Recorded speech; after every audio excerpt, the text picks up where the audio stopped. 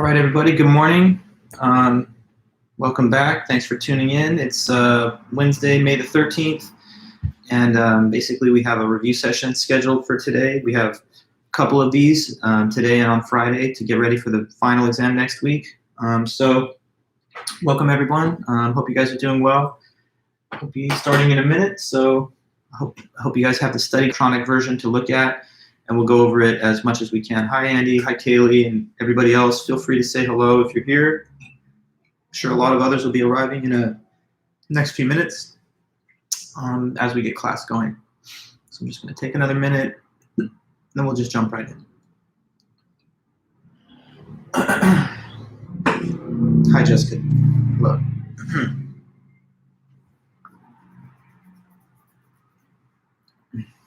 Okay.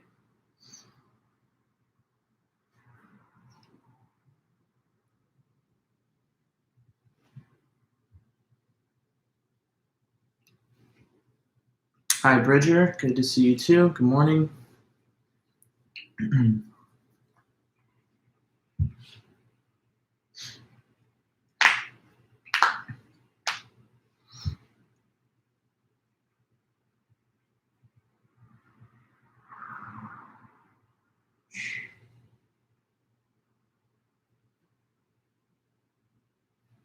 Okay, well, it's more or less 10 a.m., so I'm going to let us get started. Welcome back, guys. So as you guys probably do know, it's the time of the semester for our reviews. We've gone all the way through all the materials, so I've got nothing new to teach you, but I will help you prepare for the exam. So I sent off the study guide questions, I think, beginning of last week. You've had them for a while. And now is your chance to, get some additional comment and feedback on the questions and get an idea of the right kind of content for your answers. So let me know. I'll just defer to you in terms of what order you want to go on through the questions. So since you have the study guide, just let me know which questions you want to cover. Probably the ones that you feel are a little more difficult for you would be the ones to focus on in case we don't get to everything. But you'll make those choices. So let me know, and when I see you've typed your question in the live chat here, I'll try and give you some help on that. So go ahead, and whenever I see some questions pop up, we'll just take them in whatever order. And yeah, so our finals next Tuesday. I'm gonna create a list of questions off of the study guide. I'm gonna take maybe 12 or so of them, and you'll have to answer like 8. But that's just format. Okay, so William, number 82, Parfit's view about what makes a human life go best. Okay, so Derek Parfit was the last author that we read, and good. So I'll get to all those in a minute. So starting off with, Parfit's view. So what will make a human life go best? He gave 3 theories of self-interest. He said there's the hedonistic theories, the desire fulfillment theories, and the objective list theory. Okay, so he basically says that the right account is a combination of the desire fulfillment theory and the objective list theory. He says each of them is half correct. This is towards the very end of his essay. So what he says about the desire fulfillment theory is, yes, you got to get the things that you desire in life to feel satisfied. But you shouldn't just desire anything, because there are some desires that are evil or wicked or even harmful. Suppose that I desire to kill people and then I fulfill that desire. Is this a good life? No. It fulfilled, I guess, the desires that the person had, but it's not a good human life. So on the other hand, the objective list theory says you should get the things that are objectively good to want. Not just the things that you want, but the things that you ought to want. So like health, happiness, happy relationships, wisdom, moral goodness. The objective list theory says there are some things that are just good and bad for us, whether we like it or not. And the goal you have in the objective list system is to simply check off all the things that are really good, even if you don't like them. Okay, so like get healthy, even if you don't like to work out. Become wise, even if you hate studying. Because there's some things that are just objectively good for you, and it's like just take your medicine, you're supposed to do those things, even if you don't like it. That's a good life, according to that theory. Now, what Parfit said is the right account is a blend of the two. So the way he blends them is he says, you should fulfill your desires, but make your desires the same as what's objectively good. So basically, make it so that the things on the objective list are your personal desires, and then fulfill them. And in that case, you're getting the best of both, because you're fulfilling what you want, but you also want the things that are actually objectively good to want. And then, you both feel fulfilled, and you're also getting the objectively good things. He says, on the other hand, each one by itself would be kind of incomplete. If a person got everything they wanted, but they wanted really bad things, that would not be a good life. Or if a person got all the objectively good things, but they could care less, then that's also not the best possible life. So both things have an element of truth. You got to get things you want, but they also should be objectively good. And if both of those things can be matched, that's the best life, he says. Okay, now Bridger, you got to write the question for me, though. I'm not looking at the list. So you say 22, but then 62. Just write the question, and I'll get to you after I deal with Jordan's question. Okay, so Jordan, you have two of them, 45 and 46. So first of all, explain the reason that Descartes uses the method of doubt. And then, what is the method of doubt? And what is known for certain even when it's being applied, and why? Okay, so first of all, why did Descartes, maybe I'll go out of order. I'll answer the second one first. So what is this method of doubt? The method of doubt says that you should assume to be false anything that could even possibly be doubted.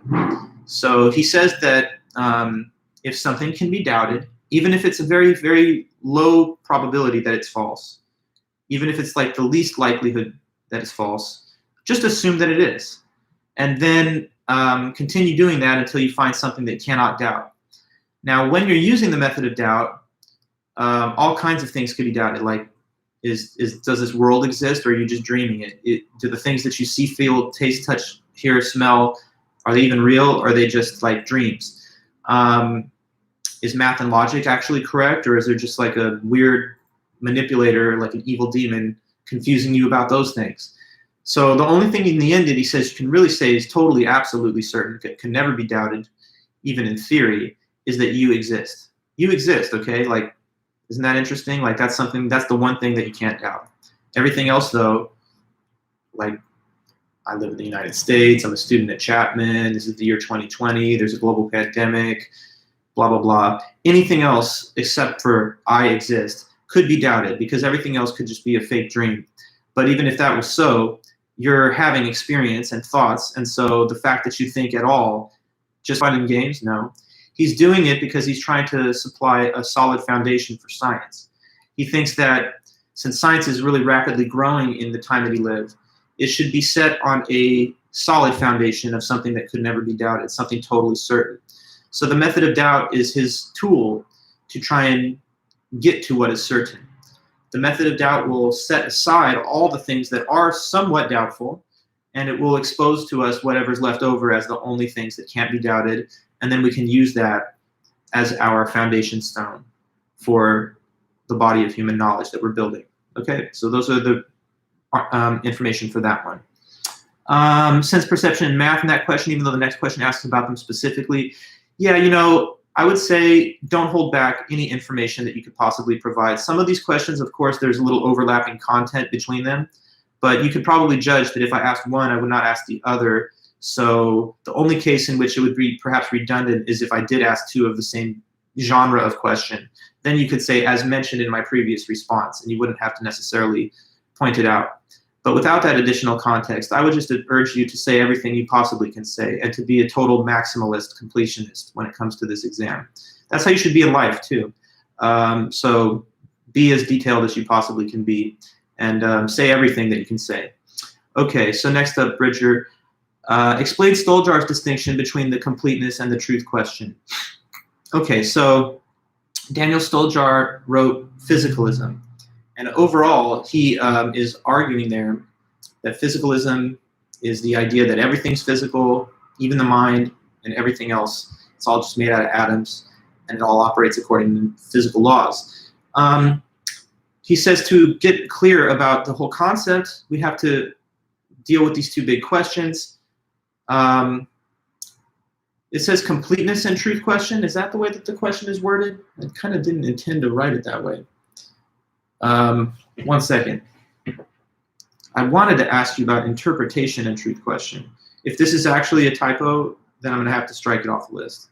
But I'm not sure if you're writing it down the way I did. So I'm going to have to double check it.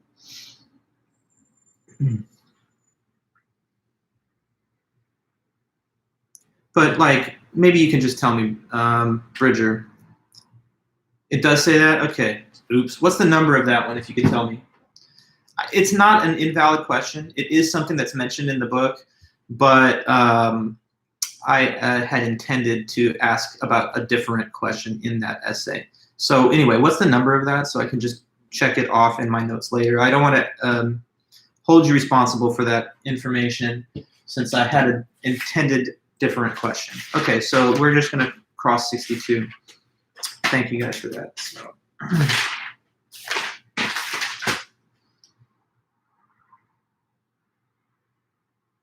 Okay, so no, don't worry about that one.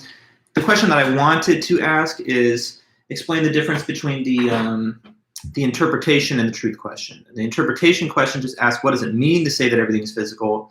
The truth question asks, is it true that everything is physical? And the completeness question, which is like a sub-question under the interpretation question, just emphasizes the word everything in the question, but not to be worried about that. So anyways, then, not to worry about 62, so what's next?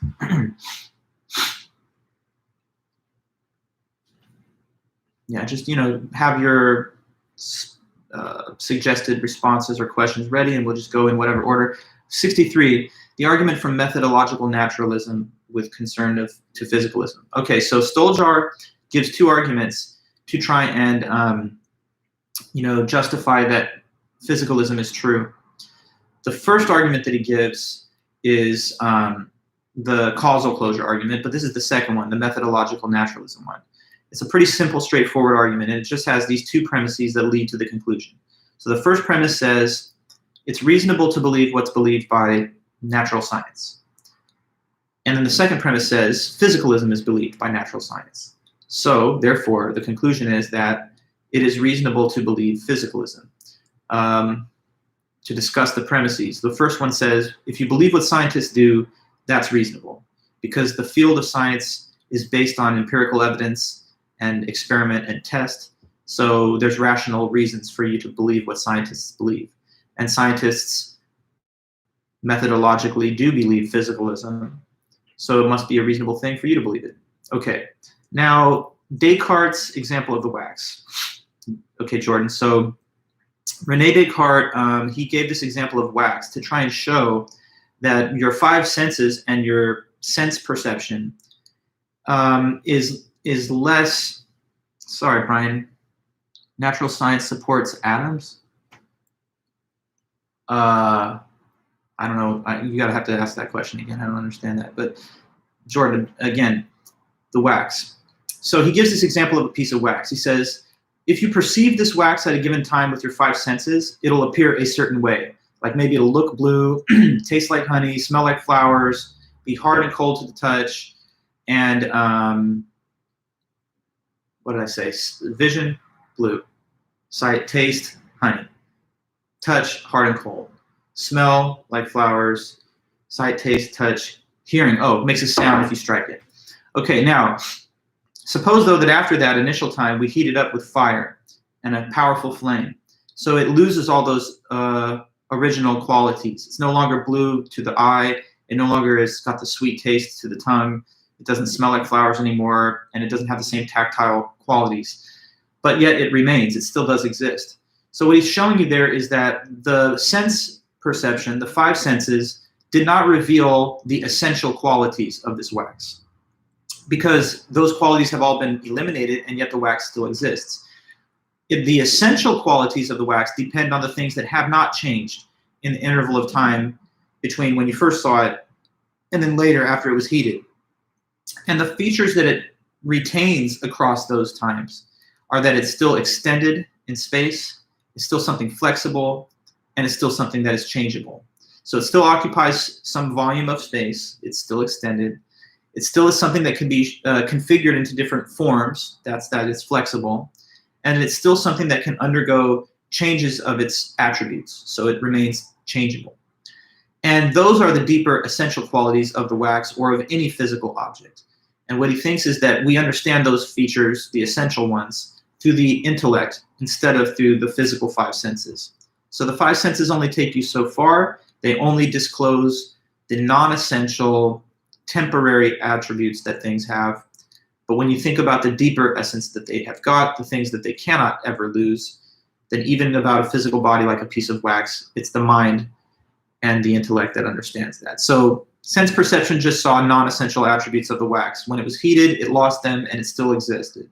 The qualities that it retained across those changes are that it's extended, flexible, and changeable. But those qualities are not perceived by the senses. They are rather understood through the intellect. Okay, so then, Bridger, the question about Sartre and his student. Okay, so Jean-Paul Sartre was an existentialist, and he said that each of us creates our own essence, which means that each of us creates who we are and our own identity through our free will and through our own choices, right? So you are the reason that you are the way that you are.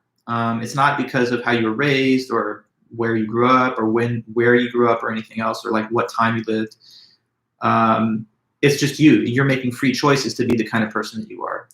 So when you make this person that you are and you create your essence, you're responsible for that essence. And it also reflects the way that you think people should live, because your choices stand for the things that you value and the things that you think are good to do.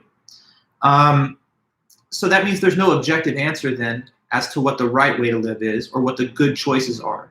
Each one of us makes our own choices, and from the point of view of the individual, of course it's the right choice. Otherwise you wouldn't have done it, right? So think about if you have selected a major. You must think it's a good major because that's what you chose.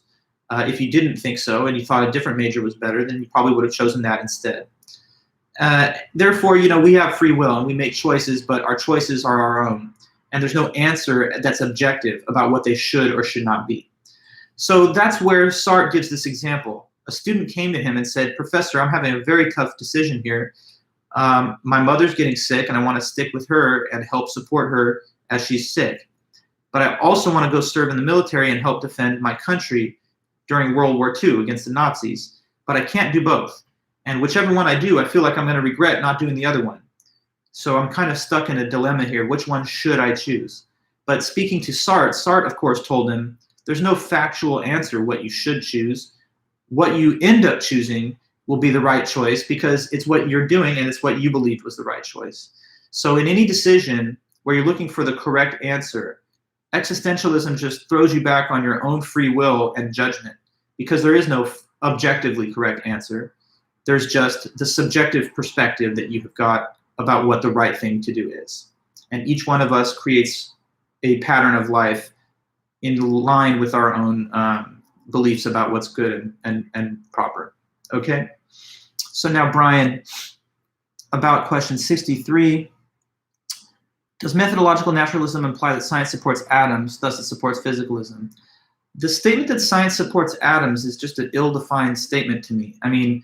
Atoms is not a proposition, it's an object. To support something, you need to support a claim.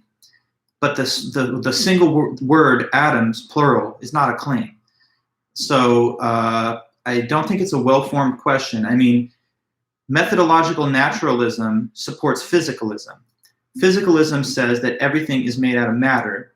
And yes, that often is interpreted as everything is made out of atoms that operate according to physical laws in the void of space.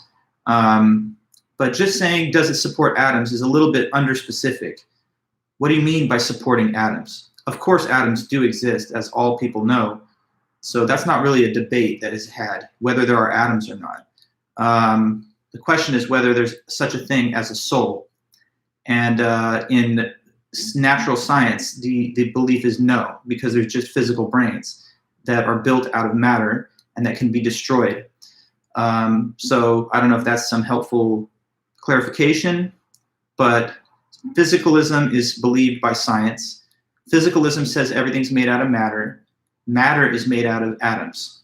So I guess in some sense, there has got something to do with atoms in the belief of science and physicalism. But supporting atoms is perhaps just not specific enough. Okay, Jordan, explain the meaning of the expression soon he'll be in the past, according to Lewis. Okay, so David Lewis wrote the essay, The Paradoxes of Time Travel. And in that paper, he basically tries to grapple with what some say are paradoxes in the concept of time travel that make it seem to be impossible. His own view is that it's not impossible, and these paradoxes do not really show that it is impossible. So one of them that he tries to entertain is this. In a time travel scenario, someone could say something like, soon I will be in the past. And that sounds already like it's a paradoxical, oxymoronic statement. How can I say soon I will be in the past? Like, hey, in 15 minutes, I'm going to be in 1970. That does sound like it does not make sense because it sounds like time is going in opposite directions. In 15 minutes toward the future, I'll be 50 years to the past. What? How does that make sense? Well, Lewis says we can make sense of that actually by simply utilizing the concept of two different time frames, okay? So he introduces the distinction between personal time and external time to deal with this problem. Personal time is time as it is experienced by the individual time traveler, and it's the sort of time measurement that would be shown on their own watch if they have a watch on their wrist. External time would be time as experienced and measured by all external observers and clocks, aside from the individual time traveler. So utilizing these two time frames, we can actually coherently interpret such a statement. If I told you that in 10 minutes I will be in the year 1970 watching the Vietnam War protests, then what I mean is that in 10 minutes of my personal time, I will be minus 50 years in external time. And this is actually something that is not theoretically inconceivable, that personal and external time could diverge, because it's a predicted consequence of the theory of relativity. In fact, we all do occupy our own personal time. It's just that they largely coincide with each other because bound on the surface of the Earth as we are, we cannot move at such different speeds that the time dilation effects would be noticeable or measurable. So personal and external time is used to articulate this concept of soon he will be in the past. Soon, in moments of personal time, I will be in the past concerning external time. Okay, so then Bridger's question, 44. Explain the closure principle.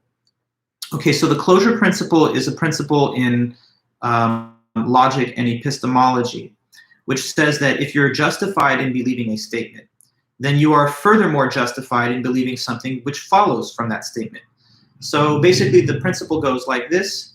If a subject S is justified in believing a statement A, and then A entails B, and S deduces B from A, so they make that logical deduction of B from the first proposition they believed, then the justification will transfer over to B, and then they will also be justified in believing B. So I own a cat, right? You guys have seen my cat. And since I see her every day and I pet her and feed her every day, I believe that I have a cat. Okay, now, do I have justification for the belief that I have a cat? I would say yes, it's very good justification. Something very massively weird would be having to happen if I'm wrong about that, because I've had her for 16 years. Anyways, so I've got abundant evidence that I, of course, own a cat. Now, does it follow that I own a cat, that I own a mammal? Yes, that's entailed, because all cats are mammals. So suppose that I'm thinking logically and I'm like, I own a cat and I'm justified in that belief. Furthermore, that entails that I own a mammal and I'm deducing this. So now I'm also justified in the second proposition. You see, the evidence I have that I own a cat is just as good as the evidence that I own a mammal because those two propositions are logically linked. So when you have evidence for believing one thing and then you draw a logical conclusion from that to something else, then you're also justified in believing the something else, the second statement that comes from logically the first. This was mentioned by Gettier because it's part of his scenario that's given to challenge the classical definition of knowledge. In Gettier's essay, He says that Smith believes that Jones owns a Ford and sorry, well, that's one of them, but I'll talk about the first. He believes that Jones will get the job and Jones has 10 coins in his pocket. And then he deduces from that that the man who gets the job has 10 coins in his pocket. Subtle difference, but the point is the second statement follows from the first. If Jones gets job and Jones has 10 coins, then that does entail that man who gets job has 10 coins. And since he was justified originally in the first wording of the statement, he's justified in the second one because he has deduced it from the first. Justification transfers over through deduction. That's all that we're saying here, okay? So, good, that was the closure principle. So next would be Paula's question. Two similarities between time and space, according to Ted Sider. All right, so Ted Sider thinks that time and space are very similar because, according to the space-time theory, they're linked together as one thing. He says the space-time theory is the better approach to thinking about time than the ordinary everyday assumption that time moves. Trying to explain the concept of time moving just goes in circles and is impossible. So he says, instead, let's just say it doesn't move and it's just a part of space. Now, how is it similar to space? It's similar to space because of three reasons. So one, he said, was in terms of reality. What that just means is no matter how far away from you or close an object is in space, it's still real. So like, you know, things that are right up in your face are real, but they would still be real no matter how far away they go from you. So distance from the observer does not change how real an object is. It's real when it's close up. It's also real when it's far away or any distance in between. Now, the same is true of distance, not just in space, but in time. So moments of time that are far away from this present moment, they're just as real as this present moment. So right now you're watching this lecture, but like back on day one when we were in the classroom, that moment is real as much as this is. And when you're taking the final on Tuesday, though that, I guess, relative to current point in time hasn't happened yet, it's just as real as this moment is. In the space-time theory, all those things are all happening at once. They all exist. They're all a part of the space-time structure that contains everything. So all moments are real, not just this present one. Also the moments that are far from the present. They're just as real as the one happening now. The second similarity was in terms of parts. Okay, so there's a concept in space-time theory of objects having temporal parts along with having spatial parts. That's what the second similarity is mentioning. Objects occupy space by having physical spatial parts. Like, you know, this table occupies room in my apartment because it's got parts. It's got the top, it's got the legs and all of that. So those are spatial parts. But objects occupy time by having temporal parts. Now, a temporal part is just an object at a single moment of time, like a photo shown of an individual frame in one person's life. That is a temporal part. And there are as many temporal parts of an object as there are moments that it exists. So according to space-time theory, we're built out of both spatial and temporal parts, and they're equally real. So that's the second similarity in terms of parts. And the third one was in terms of these words here and now. The similarity there is that they're both relative terms, and the meaning of the word depends on the speaker and the context of the speaker. So if I say my cat is here, that's true, spoken by me. But you, sitting in wherever you're sitting, you would say Professor Vulich's cat is here is not true. Okay, so what's the answer? Is Professor Vulich's cat here or not? Well, there are two different heres. My word here refers to my circumstance and my apartment. Your word here, if you say it, refers to your location. And so here is not like a one universal objective place. It's just wherever a speaker is who's using the word, okay? Now, the word now is similar to that because in the same way, there's no moment that's objectively the moment now. Now is just referred to whenever a speaker is speaking the word now. So, three similarities between space and time. The question only asks for two, but I just mentioned all so that you have all the knowledge that you might need to reply to any of them. Now, William, the causal closure argument, nomological dangler, utilitarianism and space-time theory, nothing changes. So we've got four things there. see how many we get through. So the causal closure argument, William, this is written by Daniel Stoljar, and it's one of the arguments that is given to try and convince people that physicalism is true. The other one was the methodological naturalism argument, which we talked about, but now we've got this one to mention as well. Okay, so the causal closure argument has three premises that lead to the conclusion. The first premise says that every event that has a cause has a physical cause. Okay, so if something happens and something caused it to happen, then whatever the cause was that caused it had to be something physical. Because if nothing physically caused this thing, then it wouldn't have happened. Okay, the second premise then just says that mental events can cause physical events. That is just a premise which is saying that your mind can govern the behavior of your body. All right, so like you can just think, I don't know, type this URL into my web browser, and then you do a search. And then you're actually doing it, like your hands are typing and you're hitting the keys. The physical movement of your hands typing is directed by your mind wanting it to happen. If I like snap my finger right there, that's something that my mind indicates to my arm to do. So basically, thought can lead to action. And then the third premise is key, because what it says is that for each effect, there is only one cause. Okay, so if A caused B, then A is the only cause of B, and there is not anything else different from A, which is a secondary cause of B. So when we put the three premises together, it implies the conclusion that mental events just are physical events. Because according to the first premise, everything that has a cause has a physical one. According to the second premise, your mind can cause your behavior, but since that's the cause of your behavior, that's a physical cause, the brain issuing the signals to the body to do what it ends up doing. Now the third premise kicks in and says, but the brain as the cause of your behavior is already known as one cause of it, and there cannot be a second one. There cannot be two causes that are each causes of your behavior, the brain and the soul. Since we know the brain is involved, it would be unnecessary to add a further cause to the explanation. So every effect has one cause. Your brain causes your behavior, and that's it. So mental events, thoughts that produce action, are just physical events too. Okay. Now, nomological dangler, that's pretty easy enough. It's just the idea of something that is unexplained by physical science.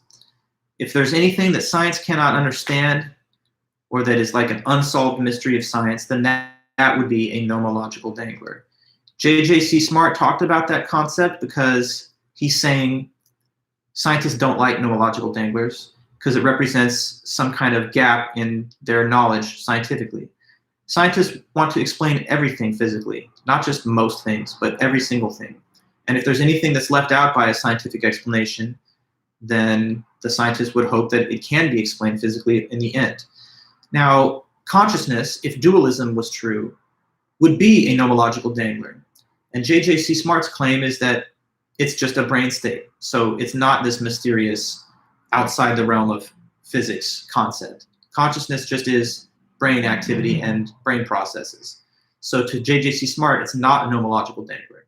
And what he's saying is that if you had been a dualist, you'd say that it is. Because if the soul is what's responsible for your consciousness and not the brain, then that's something weird and spooky and mysterious that science can't touch. But J.J.C. Smart is a philosopher of science and believes that there are no such things as nomological danglers, just like, I guess what, there's no such thing as ghosts and stuff like that. Okay, so utilitarianism, Brian, that's an ethical theory that was given by John Stuart Mill. We studied that, back in the first half of class. It's the one which is a consequentialist theory. It says that the consequences of the actions are the things that determine their morality, and the specific consequences that matter to utilitarians are those as they bear on overall human happiness. So their basic position is this: always act to, cat sneezing, okay. Always act to promote the greatest amount of overall happiness for the greatest number of people. That's the basic principle of utilitarianism. always, when you're doing things, do the actions that will create the most happiness for the greatest number of people. Because happiness is the only thing that we're pursuing as an end, not as a means to anything else. So seek to take the actions that, compared to your alternatives, produce more overall happiness than the alternatives. Okay, now, Jordan, why does nothing change based on the space-time theory? Well, because according to the space-time theory, everything already exists, all the future, all the past, so nothing's changing because it's already all there. You may think right now, I'm going to make a change, tomorrow, I'm going to change my major or something. And you're like, wow, I used to have this one major, now it's different. But on the space-time theory, no, nothing changed. You making the change of major was already in the timeline. Everything in your entire timeline is all there, it's all existing. So if you get like a haircut and you had long hair, now it's very short, there has not been change because the two temporal parts, the one with the long hair before and the other with the long hair after, they've both just been sitting in that timeline the whole time. And the individual temporal part has not undergone any change. So there's not actually any real things changing according to space-time theory. There's just a bunch of moments and they're just all located in time and space. But you could kind of think of it as something like change by talking about the qualitative difference of attributes that the adjacent temporal parts have. So if like temporal part 1 is you as a little baby that weighs like 10 pounds, and then temporal part n greater than 1, like way later in the future, is you at Chapman being this full-bodied, adult person, you could say, well, I've changed, I'm way bigger than when I was a baby. The right explanation of what really happened on space-time theory is not that there's change really, but that one temporal part of you early in the timeline had this mass, another temporal part of you later in the timeline had greater mass. And those two temporal parts, if you compare them, they have different qualities. But there hasn't actually been a process of change that anything has gone through. Because again, it's not that the present moment is the only real thing. If the present moment was the only real moment, then we would say there's change because like you're changing over time and the future is wide open and it's undefined and undetermined. So things change from the present and into the future. But on the space-time theory where all the moments are already there, there's nothing to change. There's just different moments with different attributes in each one. So that's the reason there. And then Paula, grandfather paradox. Okay, so still with time for a moment. David Lewis, as he describes the possible paradoxes of time travel, he closes his essay with this one, kind of inventive scenario of like a time travel paradox. So he says, imagine that there's a guy who wants to go back in time to kill his grandfather. Who knows why, but he wants to do that. So let's say this guy's name is Tim. Tim built a time machine, and he's going to take that time machine back to like 1950 with the goal of assassinating his own grandfather. But if he does do it and he succeeds, then he's going to prevent the grandfather from living on to father the parent of Tim, right? So Lewis asks, can Tim kill his grandfather or no? And he says the paradox is that some would say it looks like it's impossible to say. Both answers have some reasonability. Like on the one hand, it seems like he should not be able to succeed. And there's a logical basis for that because that would contradict the timeline of events in the universe. One thing we know that happened in this hypothetical universe is that Tim was born. Otherwise, how could he build a time machine and ever get in it in the future? So he was born. And if he successfully killed his grandfather, then that would prevent the events that led to his own birth. So of course he's not going to be able to take out the grandfather because then time and history would have a contradiction that Tim was never born, but also of course he was born because he committed this crime. So that can't happen. But on the other hand, just the fact that he's there and wants to do it makes it seem like he could. Now, what does Lewis really say? He says, in fact, if things are to remain consistent, he's bound and determined to fail. It doesn't mean that he can't try and fail, but he won't be able to succeed because it would cancel the very event which makes it possible for him to even be there. He also mentions there that in a way this deals with the ambiguity of the word can. Sometimes when we use the word can, we refer to a narrow sense, and sometimes when we do it, we refer to a broad sense of the word. In the narrow sense of can, we're just talking about what one can do given a limited range of factors about them. And the broad sense is about what one can do given a much more expansive set of facts about them. So when Tim goes back in time and is trying to, assassinate his grandfather in the past, you could say that You could say that he can in the narrow sense because he's just there and he's got a weapon, but he can't in the broad sense of the term because we know how the story plays out in the end, that he eventually is born, of course. So that's the resolution given by Lewis. In the biggest picture, he says he won't be able to succeed, but that doesn't mean that we can't use some kind of narrowly defined sense of can to try and make it seem as though that's the right answer too. Okay, now, moving train example of Einstein. Einstein in that example is just basically trying to show that the concept of simultaneous is relative. And he does it by means of the lightning strike scenario. So picture this. There's two lightning strikes that hit a railroad. Question. What does it mean to say they're simultaneous? Suppose they're simultaneous, but what does that mean? He says, okay, well, here's the precise way that you'd be able to test for that. Place an observer at the midpoint between A and B.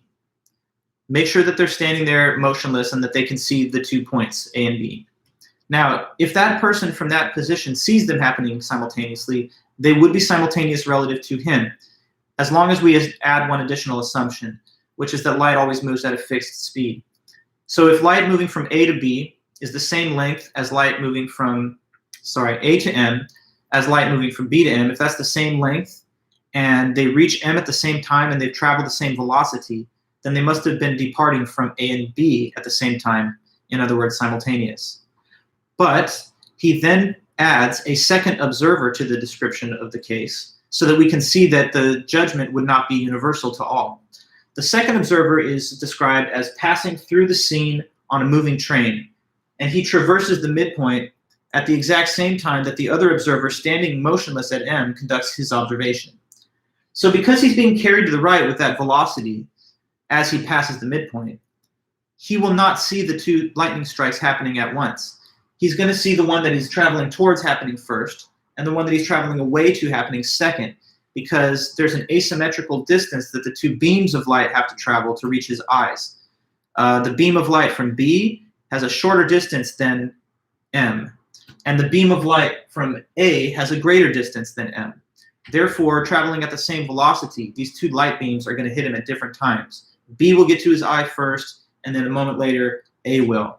So he will see B as first and A second, therefore not simultaneous. And this is very deep and interesting because it shows that the same two events, A and B, are either simultaneous or not, depending on the condition of the relative observer.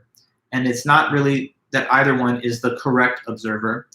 Therefore, there's no factual basis to say that order of events has any objective linearity. Okay? Now, William, why is the concept of time moving a paradox? Ted Sider talked about that in his essay. In Ted Sider's essay, he said that the movement of time is a paradox because to explain how anything moves in space, you actually use time to define that. So for something to move, it has to be at different places at different times, right? For me to run a mile, I can't just stand at the starting line the whole time. I have to be at different points on the track at different times to complete a circuit around that track. Now, well, the Gettier case is on the study guide, Brian. That's the question that says, explain how he demonstrates that justified true belief is not knowledge with all caps, N-O-T. But let me get back to this time moving thing. So for you to explain how things move in space, you have to say that an object's at different places at different times. So in parallel with that, if time is moving, then that would imply that it's at different places at different times. But we cannot use the word time in the definition of time itself because that's a circular definition, which leads to an infinite regress. So if we try to instead say that time moves by means of the present moment moving, that's no better either, because to say that initially the present moment is 10:42 a.m., at a subsequent time the present moment is 12, and at a later time the present moment is 5 p.m., we're still using the reference to time to assign positions to these different present moments, and that is just as well circular. So there's no non-circular analysis of how time moves. Therefore, Sider says, let's just maybe replace the whole concept with the space-time theory, which says that it does not move. Okay. Now, Nellie, your question, imitation game. Alan Turing, famous creator of the digital computer, he believed that machines, computers, will one day achieve consciousness, and they will be thinking like we are thinking, that they will have minds and conscious thoughts. When will that happen? He says that will happen when they achieve success in this imitation game that he describes, which has later been known as the Turing test. So in answering that question, you would have to approach it as though you're going to play the game or you're going to set it up. So you would talk about how to set it up and conduct a test. So basically, you need to have a wall that people can't see through. And on one side of the wall, you have an interrogator. And on the opposite side of the wall, you have two individuals. One is a computer and one's a human. Now, by means of typed questions and answers, interviews are conducted between the interrogator and the two subjects in two separate interviews. And he's not allowed to see them, and he's not allowed to hear their voice, just receive their answers in a typed format. At the end of the interviews, the interrogator has to make a judgment which one of those two was the human and which was the computer. You know, and so the point that Turing made is that when we get to a point where the interrogator gets the wrong answer about half the time, that means that computers are thinking at that point, because that means we've achieved the status that computers can no longer be distinguished from humans when you interact with them. And if you can't tell the difference, whether I just had a conversation with a real person or a computer, that would be the day when consciousness has dawned on these computers and they're actually thinking machines. Okay. Now, Gettier cases. There's many of them, but the author Gettier himself just referred to two. So the best one I think that to talk about, well, it's a little easiest one, is the first one about Smith and Jones and the job hunt. So Smith and Jones are two people that have applied for the same job, right? And Smith gets this information that Jones will get the job because the boss tells him that after the interviews. He comes over and he's like, hey, just let you know, I'm going to hire Jones. And then he also, Smith, counts the coins in Jones' pocket. So he counts that there are 10. Now he puts those two things together. Jones is getting the job. Jones has 10 coins in his pocket. So I deduce that the man who gets the job has 10 coins in his pocket. And then there's this like plot twist type of ending. The boss comes back and he says to Smith, surprise, I actually am hiring you. And so Smith gets the job, and it just so turns out that he had 10 coins in his own pocket as well. But he had no knowledge of that. He didn't even know that he had coins in his pocket, let's say. But it happens that there are 10 of them. So go back to the belief that was developed by Smith. He got to this belief that the man who gets the job has 10 coins in his pocket. And it randomly did turn out to be true, but not for the reasons at all that he thought. Because he thought it would be because Jones got the job and that Jones has 10 coins. But in fact, it was true because Smith surprisingly got the job, which he did not expect. And he also happened to have 10 coins, which he also didn't expect or know. So the fact that this proposition and that he believed with justification is true is just a coincidence and it's random. That's not knowledge, according to Gettier. Because when you know something, it's not just true because of a coincidence or luck. It's true because of the evidence that you had. But in this case, the evidence that was used by Smith to develop the belief has nothing to do with the factors that actually make it true. So luck is incompatible with knowledge. Here's a situation where the person has a justified true belief, but because of luck, it doesn't really seem like knowledge. And therefore, justified true belief is not the real right definition of knowledge, because you could have that and still not have knowledge. Okay. And then Bridger, Turing's views on whether machines can think. Yeah, that's not the best question on the list, to be honest. It's a little bit, I think, simple-minded. But what it's saying is simply, Turing thinks they will be thinking. He thinks they'll have consciousness, not if, but when. When they pass the Turing test. So as we just discussed, he has this idea that there's an imitation game, that when computers reliably cause misidentification in the interview, that's when we should consider them to be conscious. And in Turing's view, it's an inevitable thing that as computing power advances and we get better computers that are more, more storage capacity, more processing power, more data speed, that inevitably they will be able to manipulate or trick us into thinking that they're human. And at that point, they are thinking things. So yes, he says it's just a matter of time. He believed that by the year of 2000, they would be about 25% failure of identification in these games, and that it would just be a steady progress from there to the 50% mark where we can't really tell the difference. So yeah, that's what he thinks. They will definitely have consciousness. It's just going to take some time for computers to reach that point, but they'll get there. And he says we'll know it when they pass the Turing test. Okay, so I mean, we're running low on time, as you guys I'm sure know if you're looking at the clock. So I guess I don't want to rush like comments right at the end. So let's just continue on this same path on Friday. We got one more meeting to go over our study notes and the review guide.